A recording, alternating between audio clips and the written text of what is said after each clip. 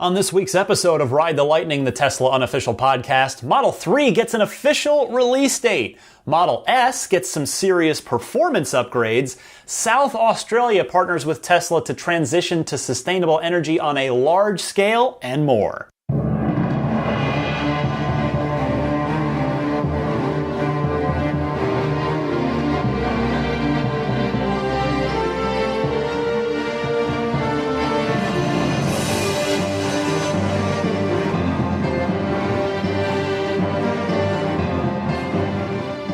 How are you, friends? Ryan McCaffrey here with you for episode number 101 of Ride the Lightning, the Tesla Motors unofficial podcast for July 9th, 2017.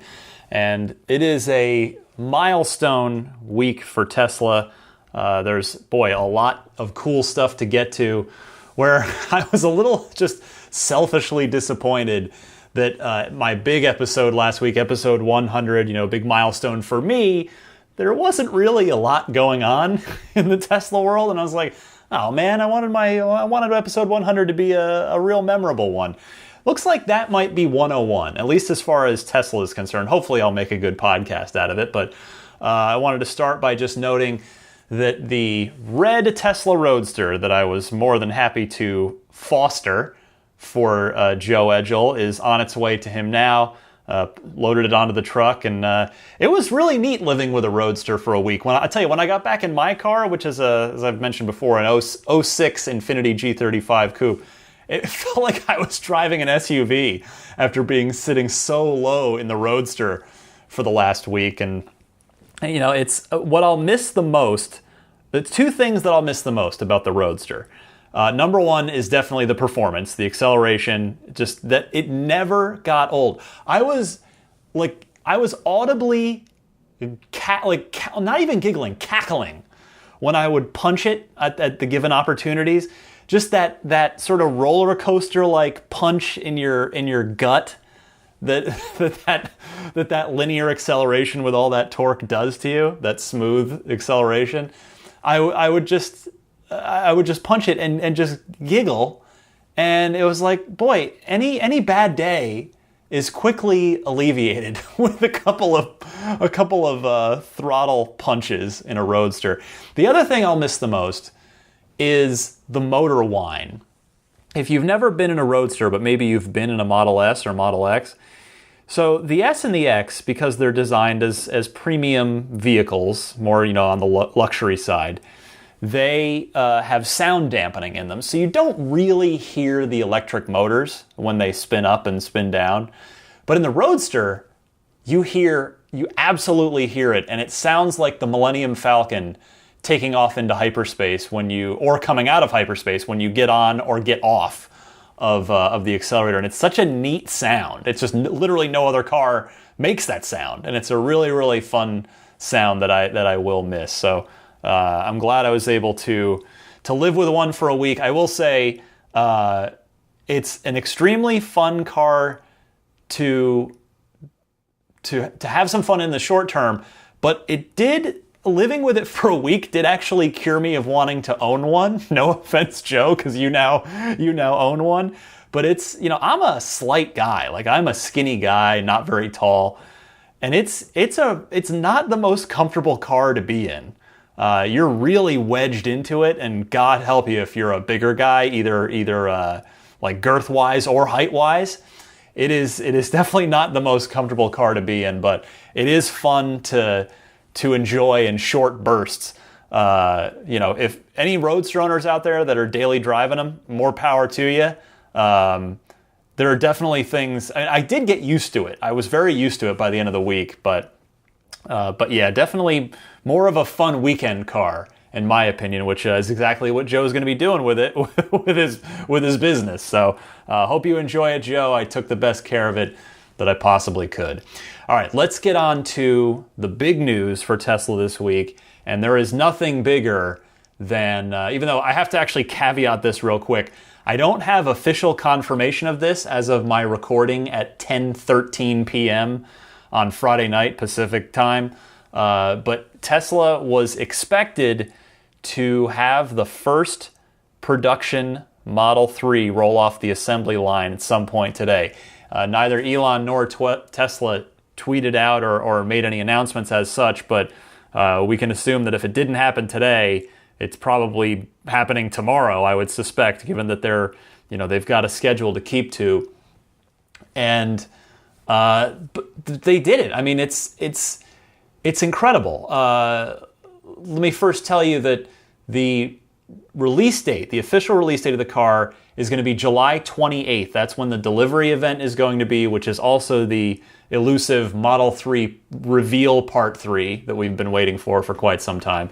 Elon Musk had said, quote, Model 3 passed all regulatory requirements for production 2 weeks ahead of schedule, expecting to complete SN1, which I'm quite positive refers to serial number 1, on Friday, which of course is now the Friday in the past from when you are listening to this. So he's referring, if you're a real car nut, SN1 is also basically equivalent to Job 1. You may have heard it referred to as that before. And how great is it, by the way, that Tesla is ahead of schedule? Hey, Elon must have really put the fear of God into those parts suppliers last year. Remember that July 1st impossible deadline that he acknowledged, oh, this is almost certainly impossible, but we're giving all of our suppliers a deadline of July 1st to get their acts together or get out of the way while we find someone else who will. The first 30 cars will be handed off to their new owners on the 28th, which I presume all 30 are going to be Tesla employees, as they are not only given priority, but they had the first crack at reservations back in late March of last year. I really hope that each of those employees gets a quick moment on stage with Elon just to shake his hand and take their key fob. I mean, I know that would take a while and probably wouldn't make for a very good event while you're watching 30 people come up. Even if each one only gets like 20 seconds, that adds up pretty quickly from a broadcast perspective. But it'd be a way for employees who probably don't get a lot of FaceTime with Elon, or maybe they never have, to get some recognition for the moment there, as they helped build the company towards that moment, and they get to now be one of the first to drive off in a Model 3. And even though Elon has said that he's going to keep driving Model S even when Model 3 is out, I'm presuming that Elon is going to get VIN number 1, as he did with the X, and he got VIN number 2 of the Founder Series cars with the S after Steve Jerviston, an employee and an investor who I believe also sits or at least sat on the board at Tesla, managed to beat him in a boardroom, this famous boardroom story for VIN number 1, where there was the story goes that they were having a board meeting and saying, okay, we're officially doing this, Model S, it's happening, and that Steve took out his checkbook and slapped down a check on the table and said, I want the first one. So that's how the legend goes on that.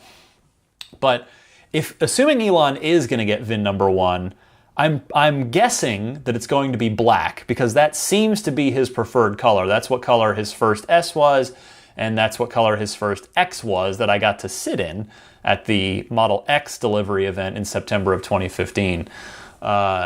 So what do we expect to learn at this event? Well, we already know a lot, right? We know what these cars look like, but the big one, of course, range.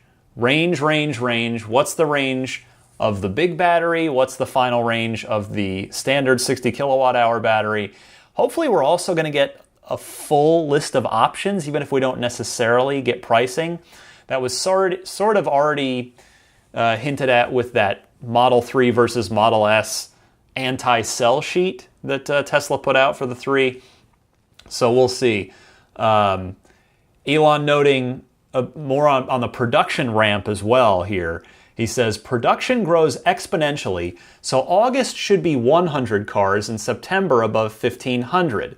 Looks like we can reach 20,000 Model 3 cars per month in December.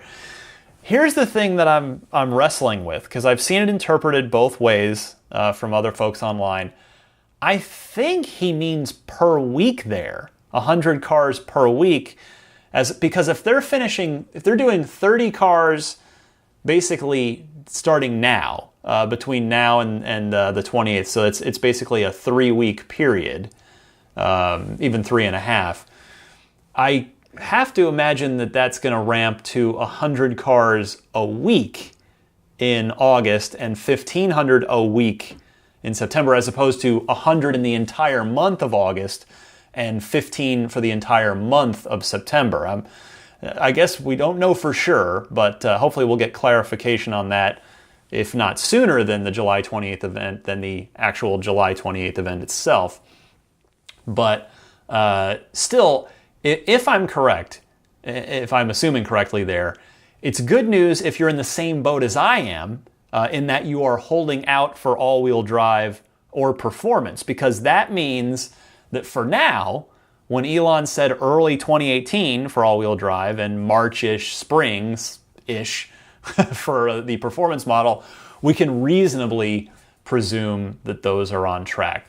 Now, I want to back up a second, though, and just take a step back and acknowledge what is just transpired with the production, with the completion of production on the very first production Model 3. Think about it here. Master Plan Part 1 is complete now. He did it. They did it. Elon wrote it on August 2nd, 2006. I went back and looked at it again before I recorded this show. August 2nd, 2006, really almost 11 years to the day. It's 10 years and 11 months, effectively. So listen to this. I'm going to read you a couple of excerpts from Master Plan Part 1. And listen, 11 years ago, how they did exactly what they said they were going to do. And how incredible of an achievement that is, particularly given the magnitude of the job. Electric cars were a joke. They were nothing. They were golf carts, or they were crushed by General Motors, literally. So to go from that to this, from then to now, it's amazing. So this is from Master Plan Part 1. Elon wrote, "The strategy of Tesla is to enter at the high end of the market." Now, let me actually just note real quick. This is also pre-Roadster. Okay, the Roadster was announced, but it had not yet been produced, let alone delivered to anyone. So he said, "The strategy of Tesla is to enter at the high end of the market, where customers are prepared to pay a premium, and then drive down market as fast." Well, sorry, my tone's wrong. Then drive down market as fast as possible to higher unit volume and lower prices with each successive model. Without giving away too much, I can say that the second model will be a sporty 4-door family car, that's the Model S obviously, at roughly half of the $89,000 price point of the Tesla Roadster, and the third model will be even more affordable. Now, of course, the Roadster ended up more than $89,000. It was a $109 when it first released. So, and then the S certainly didn't come in at half of 89. It didn't come in at 45, and there were a few Model S's made for $50,000 after incentives, but by and large, okay, that didn't quite happen, and the third model will be even more affordable. In keeping with a fast-growing technology company, all free cash flow is plowed back into R&D to drive down the costs and bring the follow-on products to market as fast as possible. When someone buys the Tesla Roadster sports car, they are actually helping pay for development of the low-cost family car, which Elon has said time and again, has reminded everybody time and again. In fact, he did so again on Twitter just this week. And then skipping ahead, the master plan, the first one was pretty long, but at the very end of Master Plan Part 1 from 2006, Elon's concluded it by saying, "So in short, the master plan is build sports car, use that money to build an affordable car, use that money to build an even more affordable car, while doing the above also provide zero-emission electric power generation options. Don't tell anyone." They did it. He did it all. I mean, I know some of you maybe you're rolling your eyes here at me. I suspect not many of you, because if you're listening to this podcast, you're as enthusiastic about this stuff as I am. But I don't, I just think we should step back and look at and acknowledge that. The magnitude of what has just been completed by Elon and the team at Tesla, it's astounding. It was all telegraphed to the letter in 2006, an impossible task at the time. And here we are in July of 2017, and it's done. They did it. Yes, there is still plenty more to do. Producing Model 3 in sufficient volume, meeting demand, maintaining the quality. There is more to do. But they have done it. I'm honestly, when I stopped to think about it, this was just flabbergasting me today when I went back and looked at the original master plan and just thought about it. And take a 10,000 foot view of this. You're excited for your car, your Model 3. I'm excited for mine.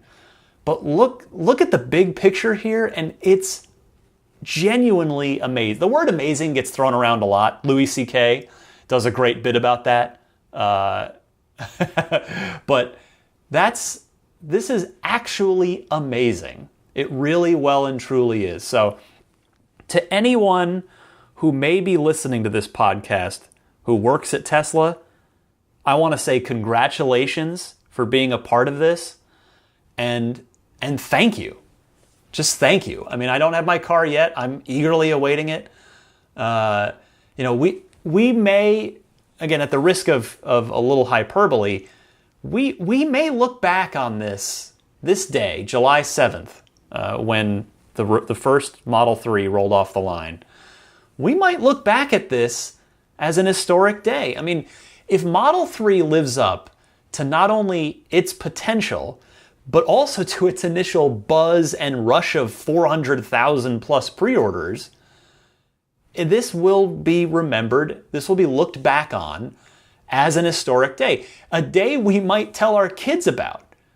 I have a 6-year-old, and one day I might say, I remember the turning point, the time when electric cars cracked the mainstream public's consciousness and started to become a regular part of American life and American transportation. You start to see it. Well, I live in a bubble here in the Bay Area. I see a lot of electric cars. I was showing my boss's boss, who has a Model S, I was showing him the Roadster the other day. And we went down to our parking garage, and I looked around and I took note. There were 5 electric cars all parked pretty near each other.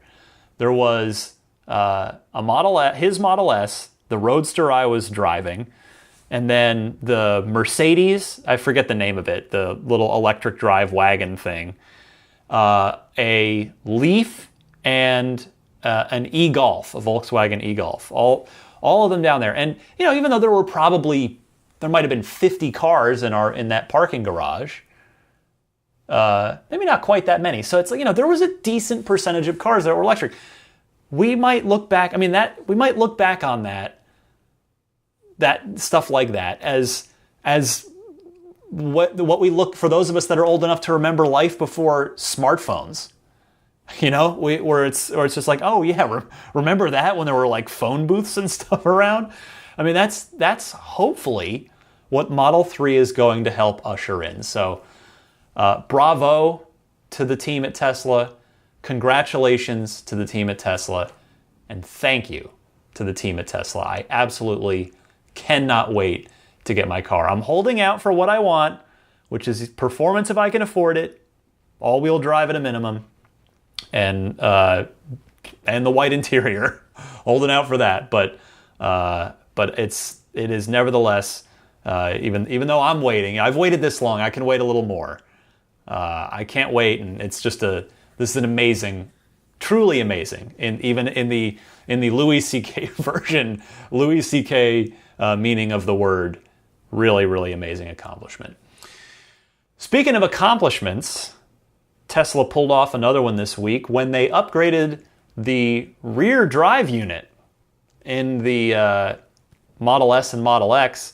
And I'm talking about the base model cars here, not the performance versions, not the P100D, but the Model S and the Model X, both the 75 kilowatt hours and the non-performance 100 kilowatt hour cars got a new rear drive unit, which is their million-mile drive unit, the one that they want to see basically last forever, and which may be either the same one or a same one as the Model 3, or one that's made using the same technology and processes as the one going into the Model 3.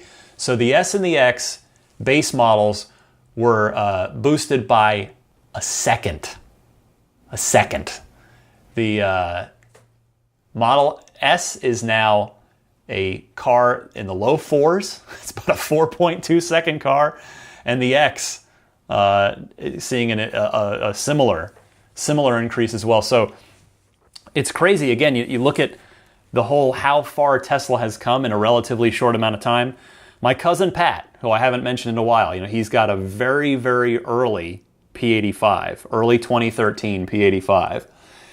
His car was the check every box maxed out version of Model S when it first came out in that time. And, it was a six-figure car, and it does 0 to 60 with its rear-wheel drive in 4.2 seconds. The Model S 75D now, which is significantly cheaper than $100,000. I mean, you can option it up, but that car, the base Model S, is basically now as quick as the P85 was in the early Tesla days. That is super cool, and I have to say, my first thought on this was, this is clearly to create some more separation from the Model 3, so that people wouldn't just say, the Model 3 is practically just the same thing. I'm just going to buy that instead of paying a bunch more money to get a Model S. But I had lunch last weekend with regular caller Michael from Millbrae, and I liked his take better. I still think I don't know if I'm optimistic enough to believe his version, but I like his version better. He says, well, maybe it was so that to catch the S and the X up to the 3, since the 3 is getting these new technology, these new drive units and new motors. So, but again, just a quick reminder, remember everything that Tesla has done to try and remind everybody that the Model S is actually the better car, and that, hey, you should really buy that now instead of just putting a $1,000 deposit down on a car you won't get for over a year. But we do know, like as I just said, that the Model 3 is getting a newly designed inverter that can handle more power. So it's going to be interesting to see what the 0 to 60 times are for each version of the Model 3. Now, the base version, we already know. Tesla gave us that information in that Model 3 versus Model S comparison chart. The base model, 5.6 seconds, 0 to 60. So that's the 60 kilowatt hour car. I'm thinking the 75 probably just drops that down to maybe 5.2, something like that. And I figure if you slap the dual motor on there, once that's available, maybe that's a flat 5. That means, what about performance? Elon has said previously that it will be ludicrous. I kind of feel like my personal opinion is that ludicrous should be under 3 seconds. Like if it's over 3 seconds, if it's in the threes, that can be insane. But they have insane, they have ludicrous. Ludicrous should be reserved for under 3 seconds, in my humble opinion. But Elon had said, on Twitter last year after the Model 3 reveal, of course things can change, but he had said when someone asked him, will it have ludicrous mode as an option, Elon replied, quote, of course.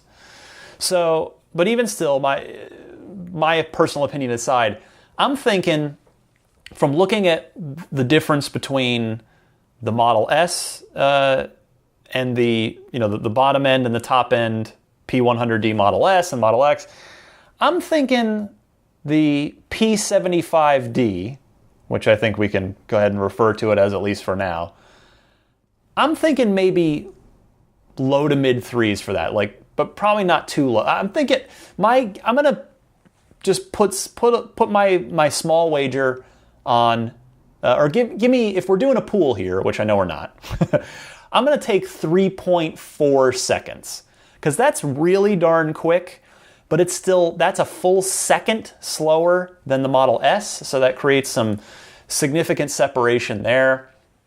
And also 3.4 is, that's not too much better than the base Model S, because again, I think they're doing everything they can to position Model S as a desirable car, as the better technology car, the higher performance car.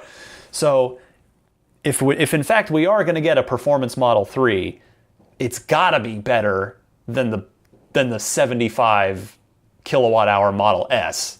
There's no way a performance Model 3 would be slower to 60 than 4.2 seconds. I just don't see that.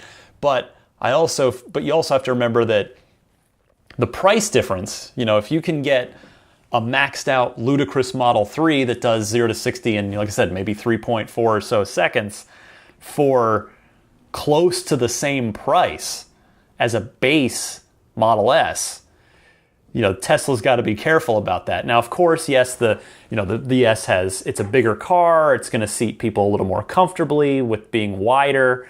It's got way more storage capacity, way more than the Model 3 does.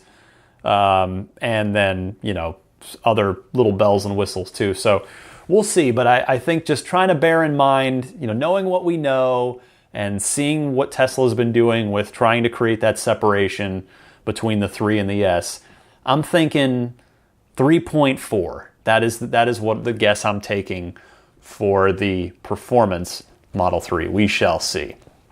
All right, let's move along here. I am really chatting it up on this week's episode, but it's important. There's some cool stuff going on.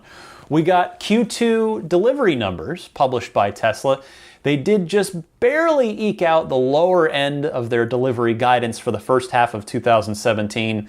They had guided 47 to 50,000 units, and after the 25,000 units they delivered in Q1, they delivered just over 22,000 vehicles in the just completed Q2, with pleasantly surprising here, a near 50-50 ratio of S to X, 12,000 Model S's, 10,000 Model X's. Now, Tesla notes here that they're actually saying that demand was in fact higher, but they say, quote, the major factor affecting Tesla's Q2 deliveries was a severe production shortfall of 100 kilowatt hour battery packs, which are made using new technologies on new production lines.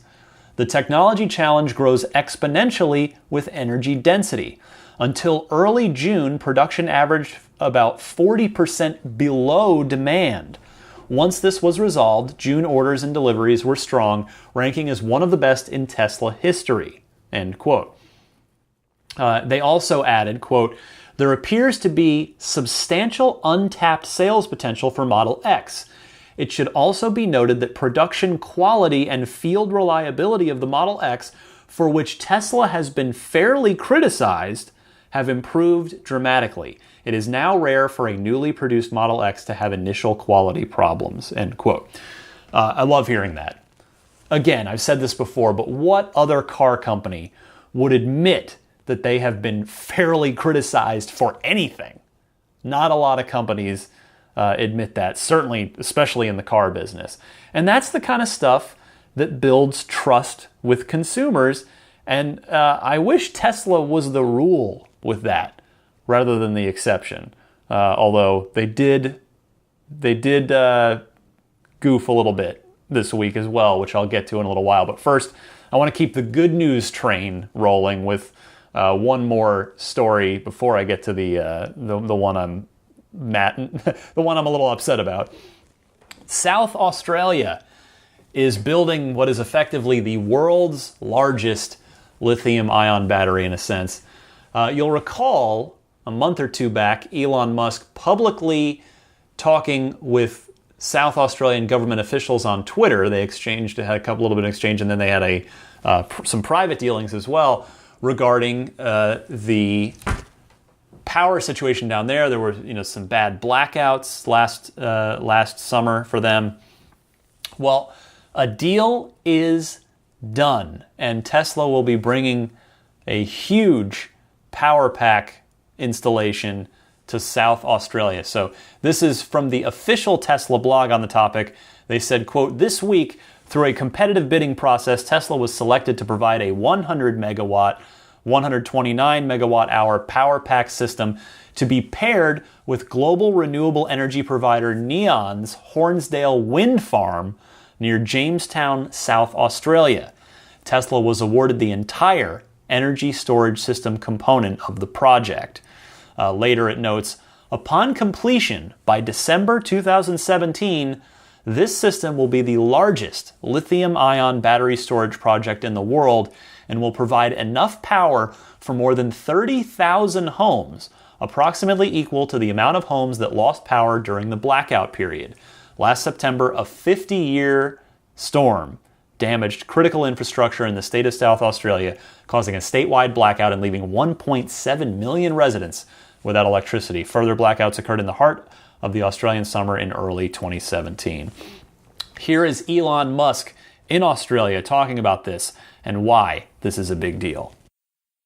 Pretty darn impressed with South Australia willing to do a project of this magnitude. That's beyond anything else in the world. Like I said, South Australia is doing something that's 3 times more powerful than anything else on Earth. But I do see this as something that the world will look at as an example, and of being able to do large-scale battery applications for the grid that really take a large amount of load. It's really going to be an example to the rest of the world. We need to get it done. We need to make sure it's working properly, and we want to do it in under 100 days. I think this is definitely the way of the future. And I think it's worth other states taking a close look at this and seeing if it's applicable to their needs, which I suspect in most cases it is. This is another big win for Tesla in the power pack department.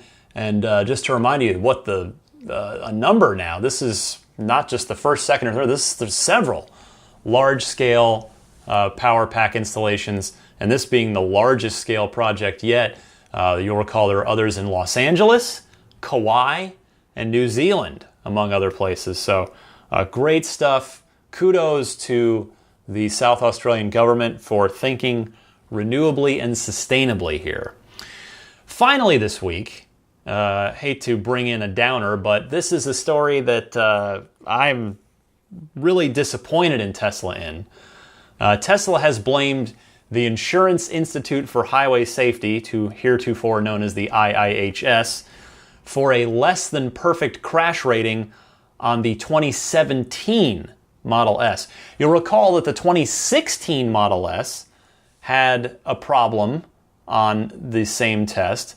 It is, like an idiot, I forgot to write down, the small overlap front crash test. There we go, thank goodness. I had it written down after all in my notes. So the 2016 Model S had gotten a still acceptable, but not a perfect rating specifically in the small overlap front crash test. And Tesla claimed that when the rating was released, Tesla said, "Hey, okay, well, we've fixed the issue in manufacturing. No problem, we're done."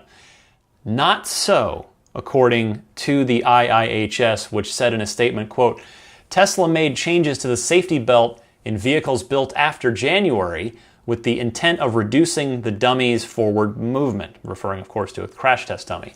However, when IIHS tested the modified Model S, the same problem occurred and the rating didn't change, end quote. Tesla responded to this with, and here's what I'm not thrilled about. Tesla saying, quote, Tesla's Model S received the highest rating in IIHS's crash testing in every category except for one, the small overlap front crash test, where it received the second highest rating available. While IIHS and dozens of other private industry groups around the world have methods and motivations that suit their own subjective purposes, the most objective and accurate independent testing of vehicle safety is currently done by the US government, which found Model S and Model X to be the two cars with the lowest probability of injury of any cars that it has ever tested, making them the safest cars in history. So they're not wrong about S and X still being awesome and still being super safe. And first of all, too, a reminder that the Model S still scored extremely well overall. That being said, it seems like Tesla's taking a little bit of a shot at the IIHS here with that whole methods and motivations that suit their own subjective purposes comment. To me, that is bad form on Tesla's part. It's bad form. That's the kind of blame deflection that other companies do.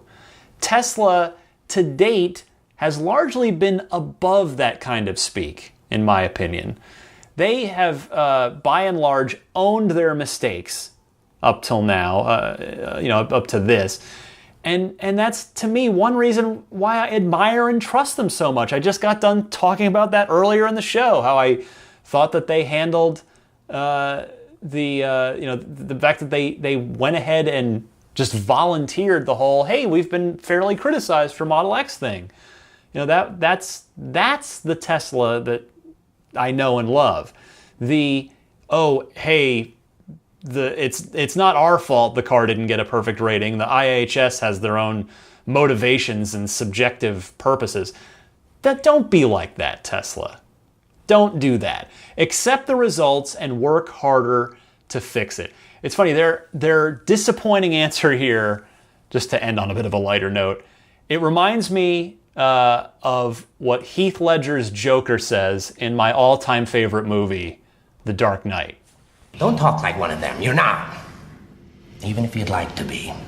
And yes, by the way, Tesla is Batman in that scenario. So just in case you were wondering about that analogy I was making. All right, that's it for a very momentous week of Tesla news.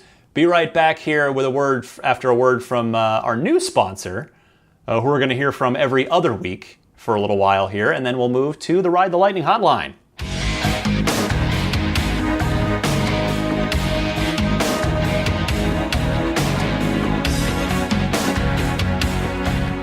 Let me tell you about Wonder Capital for a moment. Wonder Capital's online investment platform allows you to invest in solar energy projects across the U.S., earn up to 8.5% annually, while also diversifying your portfolio, curbing pollution, and combating global climate change. In fact, investors just like you financed 40 large-scale solar projects in 2016, offsetting the CO2 emissions from 2.8 million pounds of burned coal.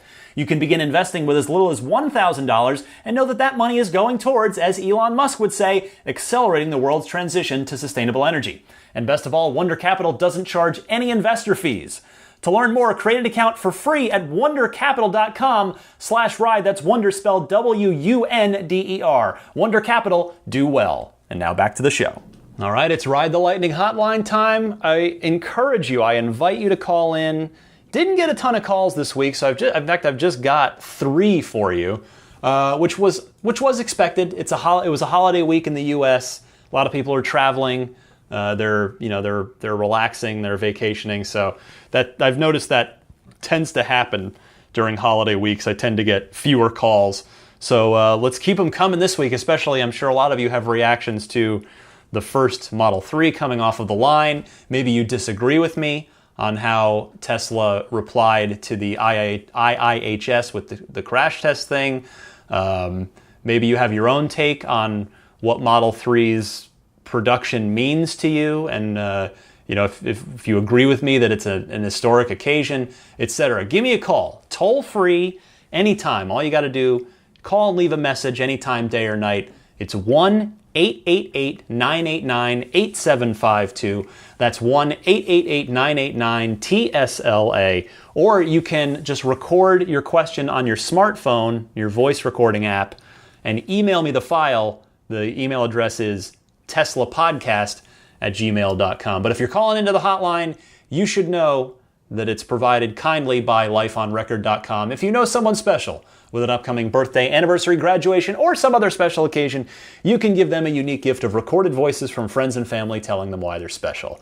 The recordings can be podcasted or put onto a keepsake.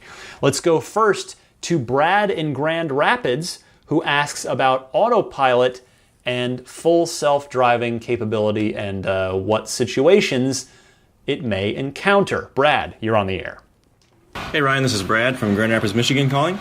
I just had a few questions about autopilot and specifically as it relates to the eventual full self-driving capability of Teslas. So first off, as a Michigan resident, I often have to deal with a lot of snow and ice in the winter, as many of us do up here in the north. And it requires a lot more cautious, more slow driving. Sometimes sometimes you have to drive like as much as 20 miles per hour slower than the posted speed limit, depending on the conditions and the weight of your vehicles or the tires. I'm just curious if you think Tesla is keeping these kind of things in mind as they create autopilot, because they're a California-based company and they don't get snow as much, I guess is my thought. And then another thing I have thought about recently in regards to this is road construction. We seem to deal with that a lot here in Michigan. I'm sure everyone does, but I can think of some. Most of these situations are just you need to drive slower so you can get through the area safely. But there's some more extreme situations I've encountered, such as like when a freeway is being an entire section of freeway is being worked on, a divided freeway, and the construction zone actually requires you to cross over the divide into the totally other side, which would normally be just straight on oncoming traffic, but they create like a 2-lane highway out of that oncoming traffic lane. So I'm just wondering if you think this might be something that could throw, a potential autopilot thing kind of for a loop, or if you think they got that kind of handled. Anyway, I can't wait to have a car that can drive autonomously. I'm currently looking at potentially getting a Model Y, but these kind of questions make me wonder, just think about safety in general. So, if any thoughts you could give on that, I appreciate it. And keep up the great work with the podcast. Thank you. Thanks for the call, Brad. So, with snow and ice, the traction control in the car seems to be pretty good at gripping. So, I think just the car's general computing and traction work can handle some of it. But what I'd like to do here is actually open this up to listeners of mine who are current Tesla owners and have used autopilot in wintry conditions. Now, I realize that's maybe not quite a trick question because autopilot's obviously currently only for highway use, and if it's snowing, you're probably not busting down the freeway at 75. But if anybody out there has used autopilot in any kind of maybe light wintry conditions, and maybe you set it to a lower speed, maybe 45 or something like that. So I'd love to hear from folks so that Brad can get an answer directly from folks with hands-on, real-world experience in this. As for road construction, Brad, I admit I don't have a good answer for you, because the case that you describe is absolutely something we've all run into. It's also one of a million edge cases that I have no idea if or when Tesla will be able to solve. Speaking personally, I live in a neighborhood where some of the streets that are two-way are so tight because of cars parked on the street that if two people are coming towards each other, on opposite sides of the street, one of you has to pull over and yield to the other one.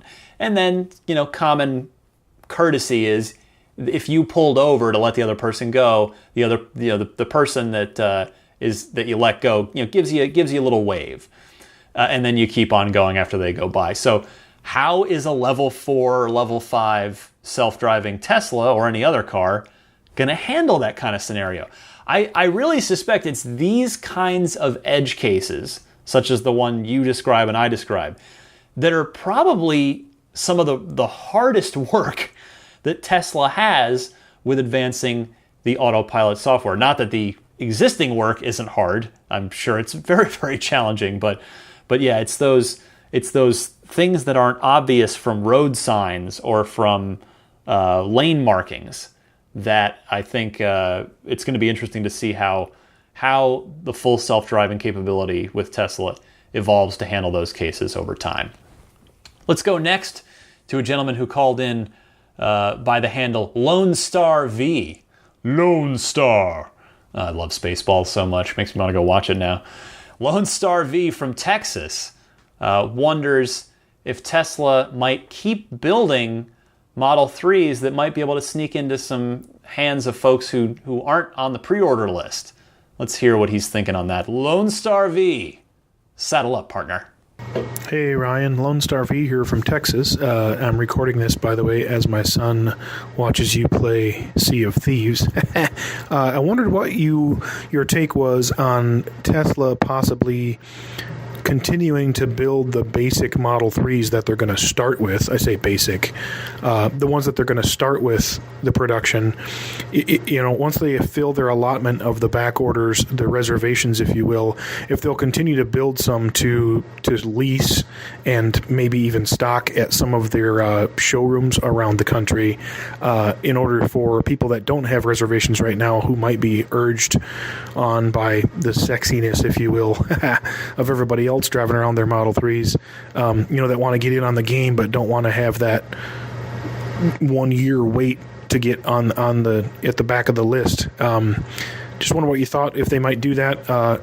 Admittedly, a selfish question since I'm going to be looking to open a new lease or buy March of next year. So looking forward to your thoughts, and thanks for everything you do, man. Good luck. Well, honestly, I think people will be able to pick up a gently used inventory car, Model 3, here or there, kind of in a rare situation. But by and large, I just don't think Tesla is going to make cars available to people that aren't already on the reservation list, because it would be super not fair to the people on the reservation list. In fact, it could even cause a riot because even in the situation where that person jumping the line, as it were, was buying a car that they didn't configure to their exact specifications. On a larger point, though, it's going to be interesting to see how Tesla handles this kind of thing as they grow. If they end up selling 500,000 or 1 million cars a year in 2 to 3 years from now, as their goals lay out, are they just going to crank out cars and maybe keep a small stash of new inventory at the Tesla stores for people that want to buy a car right now and don't want to wait 4 to 6 weeks to get one?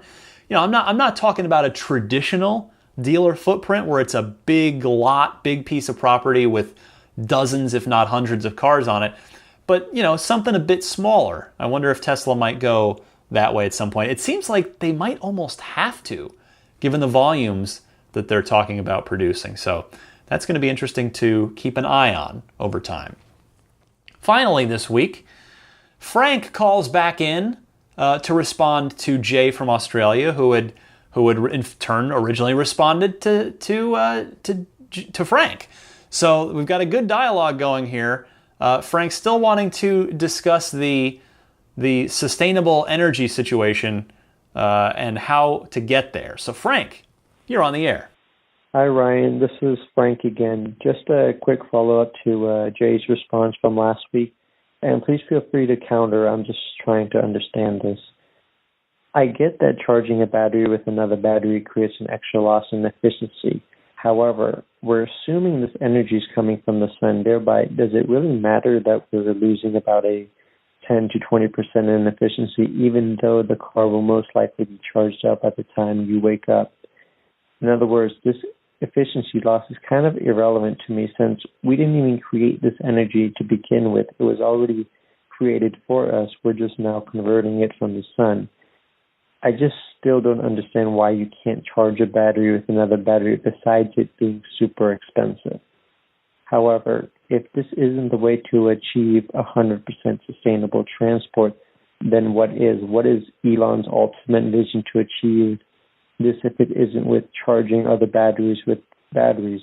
And not only you, Ryan, but if there's anyone else who's listening to this, please feel free to interject. Thank you.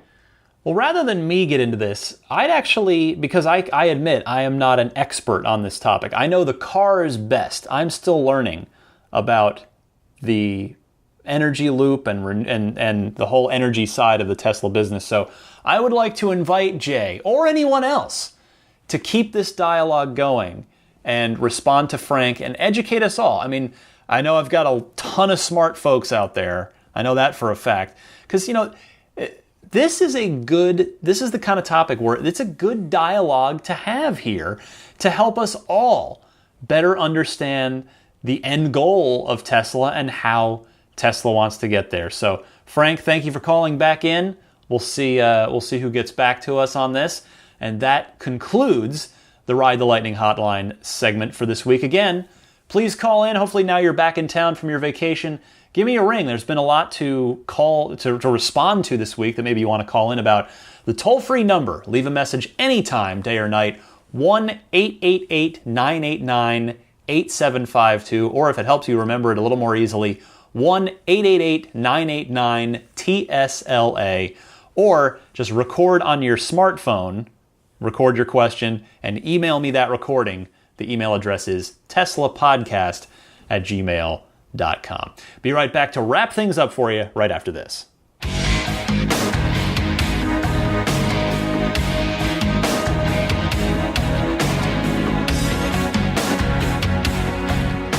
All right, time to hit the road, but first, I want to remind you that AbstractOcean.com has Tesla accessories for you and your car, whether it's a silicone key fob pocket for your S or X, or a lanyard, or something else. They got a bunch of neat stuff over there. Get 20% off of your order by using the coupon code RTL Podcast at checkout. That's RTL Podcast, all one word. If you're buying a Tesla, you're putting down the cash to get yourself a Model S or Model X.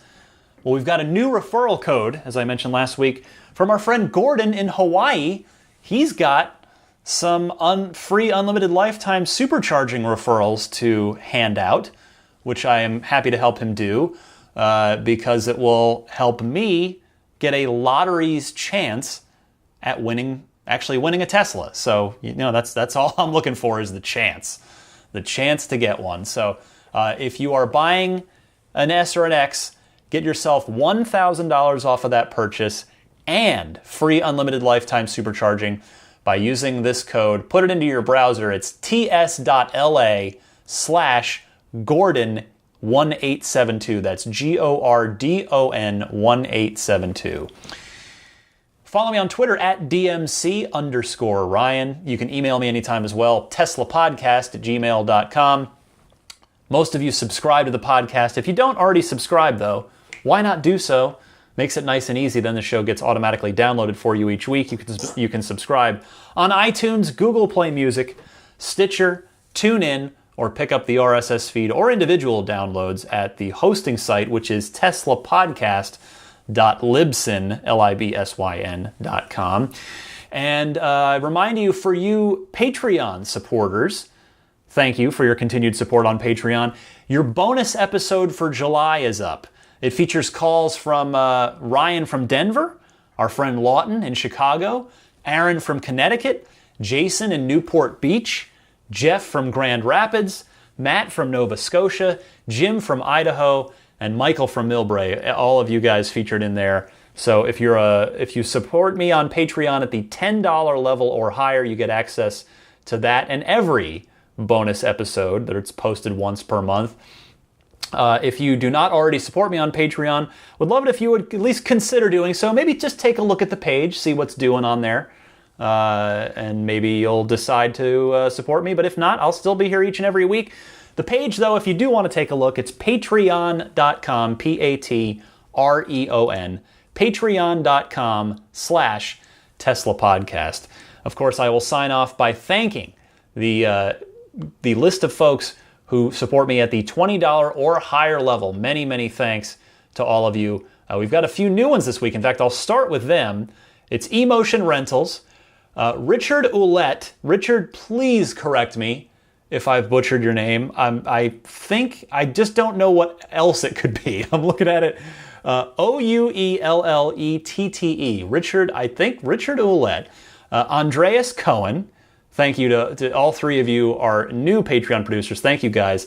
And then they join Jeff Bartram, Paul Hussey, DJ Harbaugh, Pete White, Wolfgang Obergen, George Cassiopo, ZL Klein, David Brander, Jonathan Wales, John Waltauer, Scott Gillis, Michael Lucas, Alexi Heft, Lisa Kaz, Michael O'Prey, Logan Willis, Matthew Para, Michael Lester, John E. Ford, Robert Miracle, Kyle Stover, Vince Vaughn, John Lasher, David Vakil, Harold Plug, sorry about that, and two more, Jason Chalukas and Charlie Payne. Thank you all so much for your continued support of my efforts here. I do sincerely appreciate it. All right, we are T-minus 3 shows until the Model 3 will have been released. Again, I hope to be at the event. Invites have not gone out yet, but I'm going to keep working on that. So I'm sure there's going to be plenty to talk about between now and the actual Model 3 event. So stay tuned each and every week. Every Sunday at 9 a.m. Eastern Time is when a new episode comes your way. Until then, my name is Ryan McCaffrey. Happy electric motoring, everybody, and I'll see you next time.